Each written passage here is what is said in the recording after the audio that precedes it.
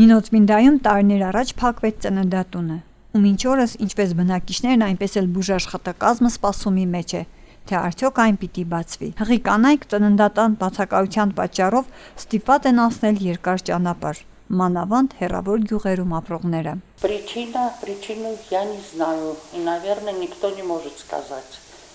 Это после коронавируса он перестал функционировать с 2021 года. Многие работники остались без работы. Значит, наш родильный дом всегда приезжали из Тбилиси регулировать, проверять. У нас было все необходимое оборудование, необходимые кадры. Почему не функционирует родильный дом, я не знаю. Это не в моей компетенции. Но то, что надо было для нормального функционирования, у нас все было и есть. Начиная с врачей и кончая с оборудованием необходимым. Так, теперь мы берем здесь на учет беременных. И если учитывать то, что родильный дом не функционирует, на учет у нас довольно-таки много становится. Женщины очень протестуют. Меня каждый день спрашивают, когда будет открываться родильный дом. Я не знаю, как, на что это ответить, потому что я действительно не в курсе, почему не функционирует. Ну, беременные становятся на учет, это в Грузии, они имеют право рожать везде, где им хочется. В Грузии, да. Все бесплатно, роды, становление на учет, визиты, все для беременных бесплатно. Роды бесплатные, все бесплатно. Но я знаю, что женщины очень недовольны, что приходится, во-первых, расстояние, ехать туда. Ну, между прочим, многие едут в Тбилиси. Это предпочитают ехать на роды и на учет в Тбилиси. Наверное, здесь было бы удобнее, если бы здесь был родильный дом, рожать. Ну, а патологию, которую группу высокого риска, мы сами направляем. Если женщина в группе высокого риска, мы сами направляем в Тбилиси.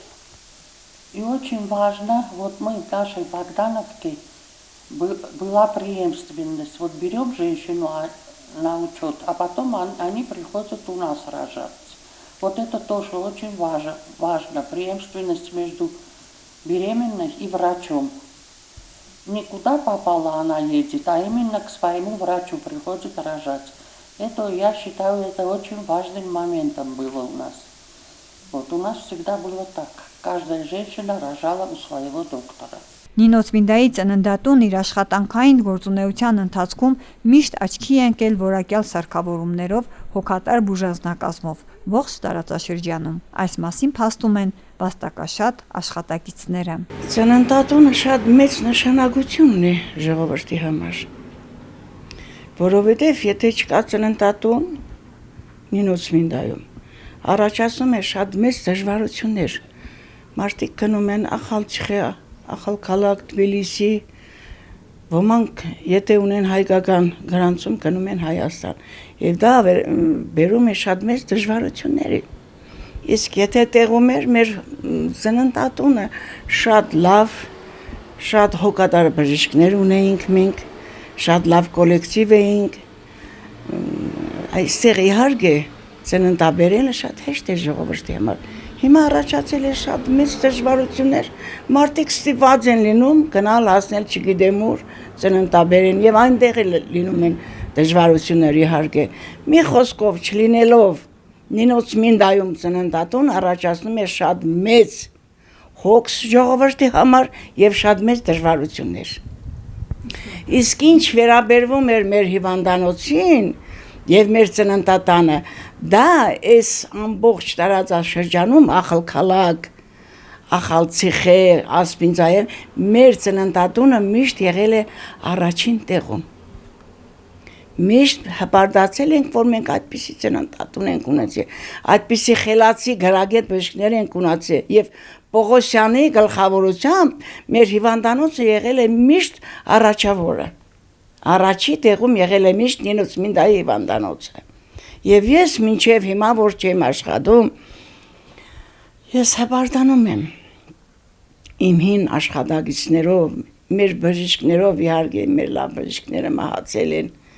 90%-ը շատ քիչն է մնացել, բայց միևնույն է, ես շատ հպարտ եմ, որ ես աշխատել եմ այդ կոլեկտիվում, ծառայել եմ մեր ժողովրդի համար։ Եթե ուժս պատեր, էլի կաշխատեի աղջիկ ջան, էլի մեր ժողովրդին կծառայեի անմիջապես, բայց ցավոտ հարցը նա է, որ այստեղ չկա ծննդատուն, ժողովուրդը տանջվում է։ Շատ։ Հիմա ժամանակները փոխվել են, մարդիկ փոխվել են, միևնույն է պետք է անպայման բացվի այստեղ ծննդատուն, եւ եթե ինձ լսում են մեր ժողովուրդը, եթե ուզում են, թող հարց բարձրացնեն, որպեսզի նորից ծննդատուն բացվի այստեղ։ Եթե տեղում է մեծ ծախսեր չկա, ասենք եթե մարդ ապրում է փոգա, պետք է կինը ծննդաբեր է, այդ մարդը պետք է հասնի մինչև Ախալքալակ կամ Թբիլիսի գնա, դրանք կապնված են մեծ ծախսերի հետ,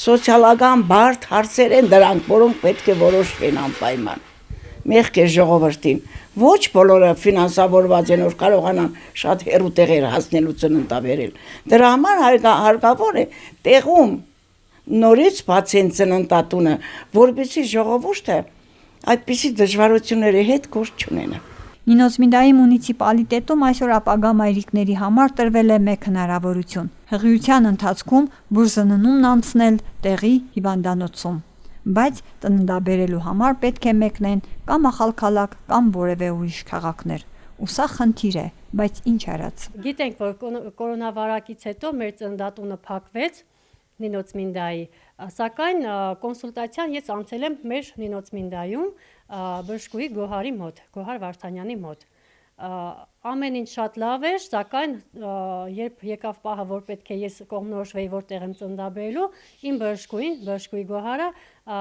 ուղղորդեց ինձ ծննդաբերել Ախալքալաքում։ Այս հարցը շատ արդիական է, սակայն դեռ լուծում չունի։ Հուսանք ժամանակի ընթացքում Նինոց Մինդան կրկին կունենա ծննդատուն, ու ապագա մայրիկների համար այլևս չի լինի դժվարություններ։